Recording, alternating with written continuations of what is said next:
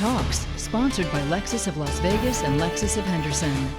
Unemployment is skyrocketing as businesses continue closing in the midst of the coronavirus pandemic. I spoke with local financial professional Brad Zucker from Safe Money Advisors, and he shared some tips on how you can make ends meet if you're finding yourself without a paycheck.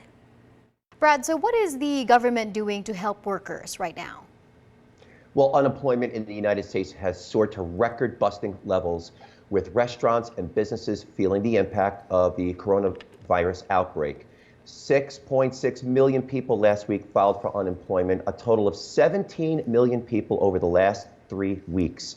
Before the coronavirus outbreak, you'd have to go all the way back to 1982 and 2009 for record unemployment claims, and even then it was about 700,000. So the president signed a $2 trillion relief package that's going to give $1,200 per adult, $500 per child.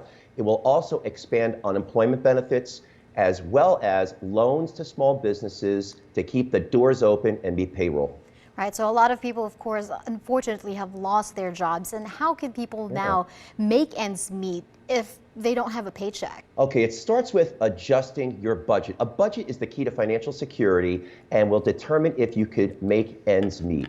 So write a new budget. List all the fixed expenses like the mortgage, the car payment, cell phones, and the variable expenses, which would be the gas, the groceries, the entertainment. If you don't have a budget worksheet, grab the one on my website at askbradzucker.com. Then list all your sources of income to include unemployment benefits, your spouse's paycheck, and severance from your former employer. If your expenses exceed your income, you need to find ways to cut costs. Right, so we also have to review our savings now. When we have to do that, what should we look at specifically? Yes.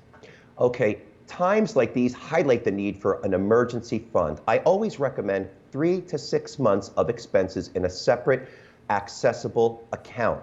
This is the money that's going to be used for an emergency such as a layoff or medical expenses. If you don't have a lot of money saved, look at what you do have. Will you need to tap into your retirement accounts to make ends meet? If so, what are your options? The new stimulus bill allows those under 59 and a half the ability to withdraw up to $100,000 from their 401k without the 10% penalty. But I recommend sit with your financial advisor before you take any action. When it comes to managing debt, especially during a crisis, what should people know?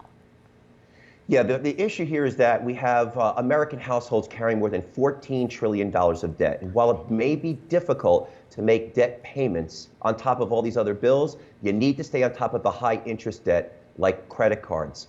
We waste the most money with high interest credit cards. So what you want to do is organize all the debt from the highest interest rate down to the lowest. Prioritize the highest interest rate debt first and make the minimum payments on all the other accounts. Once the high debt is paid off, move on to the next debt and you'll get a snowball effect. Awesome. Thank you so much, Brad. As always, we appreciate your advice. We'll post all of this at KTNV.com.